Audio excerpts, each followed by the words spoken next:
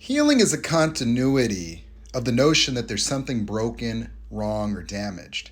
You see, what you're likely going through right now is feelings of abandonment, not good enough being alone, confusion.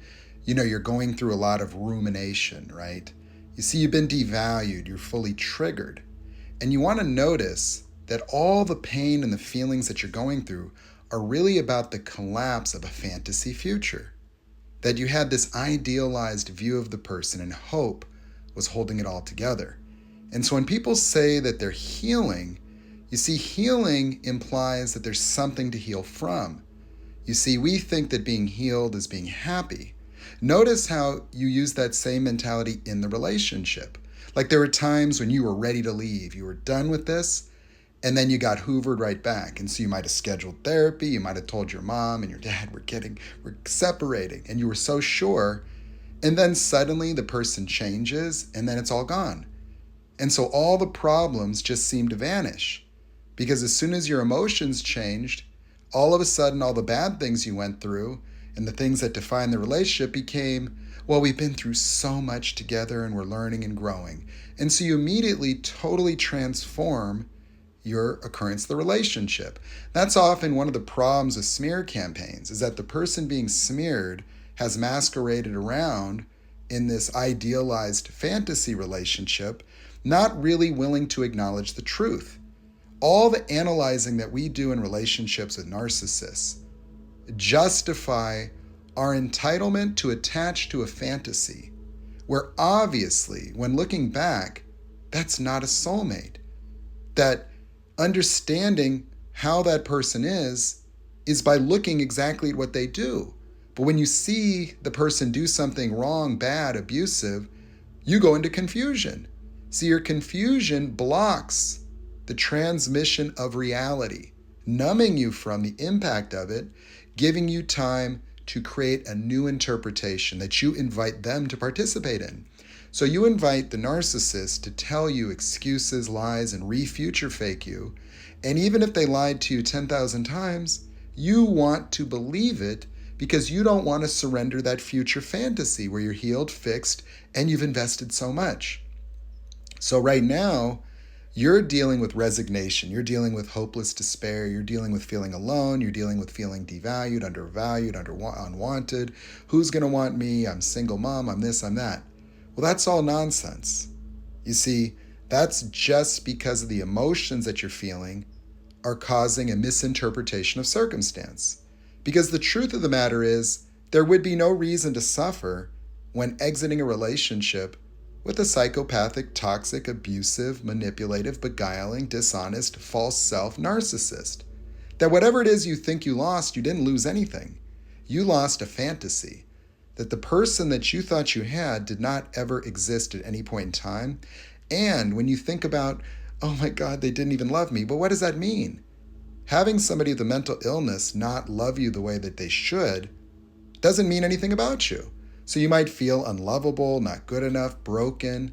None of that's true. And having dated somebody with a mental illness that causes this, it doesn't mean that there's something wrong with you at all. And so there is nothing wrong with you. You're not broken, and you don't have to heal. Heal is a term used because these things take so long while people ruminate that you normally resolve that shit in 2 years, a year later. So you think that when you feel better, you're healed, and when you're triggered, you're broken. No, there is no healing. You're not damaged. There is nothing broken. Your neurons are fine. You're just in the throes of somebody who has been devalued, negated, and triggered to oblivion.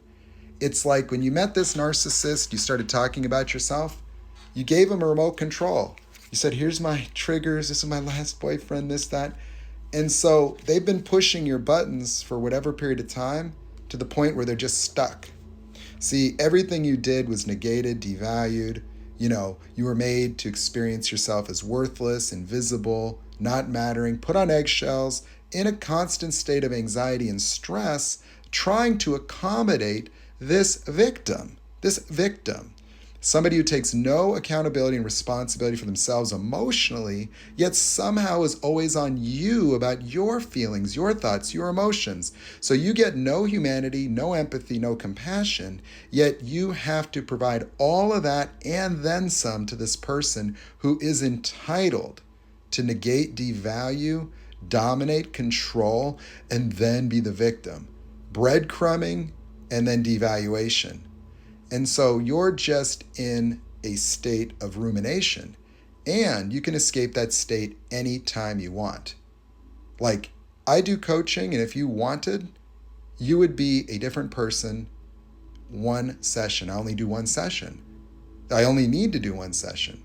Because if you give up being broken, being not good enough, thinking there's something wrong with you, being confused, if you were to stop ruminating and analyzing, if you were to exit the space of your mind, all the anxiety disappears and a clear view of life emerges, and you could humbly and objectively look at your circumstances, be responsible without the guilt and the shame. That this is a very difficult experience, absolutely. And nobody warned us about this, but we are in unprecedented times. While you're looking at that relationship, look at the big picture of life. These people are everywhere. They're in politics. They're running the world. The sheep amongst the wolves, and the wolves in sheep's clothing. You see, you got brought to hell. You are living into a future following the yellow brick road, and the voice in your head, that's the Wizard of Oz. They told you had a soulmate. They told you weren't good enough. They told you in your mind that you needed to be better, perfect, and you kept trying to fix, change, and improve yourself, fix the relationship. You were dedicated to it. And then maybe at some point you gave up because you lost access to your higher self. You stopped being able to be loving and creative because they negate, and they get you into this reactive state. And you feel small, you feel powerless, you feel helpless, you feel like a child that has to go out there on your own. And the truth is that all these feelings actually contaminate your mind and reduce your intelligence, reduce your creative ability. That there is nothing actually holding you back from living your best life for the rest of your life, except for these misplaced emotions. Because if you really look at how you feel right now, if you really look at it, you do feel these feelings. But are those feelings actually accurate to the situation? No, they're not. Because if you're separating from somebody that was abusive, that was sabotaging your life, that was destroying you, your health, your mental well-being, that is a call for celebration. That is not a bad thing. But you see, the emotions that you're feeling now, you were feeling them during the whole relationship. Why don't you take a look? The feelings of broken, not good enough that make people get hoovered by narcissists are the very feelings that are in the relationship as well. That what you're going through right now, why don't you look at your whole life? You see, if you feel not good enough, broken, confused, you probably have felt that in every single area of your life. You feel it at work, you felt it in school, you feel it with your current family, you feel it with friends. The narcissist exposes your triggers by using them against you. And so that's why they're so destructive, is because through the cause and effect, their behaviors are engineered to induce the fear of abandonment, to induce the experience of being not enough, to negate you, to make you feel irrelevant, small, invisible, less, to make them more important than you. That they do that willfully, skillfully, knowingly in most cases, and in some cases they're not that sophisticated, and that is just the way they see the world themselves, as a pervasive, grandiose victim. Okay? And so when you encounter somebody with this level of mental illness, you have to understand that that is not a person with mental illness. That is a mental illness that has manifested an ego, a false narrative of reality. And so that's the difference, is that that is not somebody that has symptoms. That is a symptom that has a somebody. That there's not really anything authentic about anything you experience with that person, not a single thing. You might prefer love bombing and when they're breadcrumbing you, and you want to believe that's the real person? No, because that's just as manipulative as the devaluation. That everything they do is an effort to simply aspire to be what they think they need to be. And there's always some motive that is very different from the behaviors that they express. And so when I tell somebody, oh, that's not really love, people seem to get triggered. Oh, that's not love. Well, no, it has nothing to do with you at all. This has nothing to do with you. Nothing.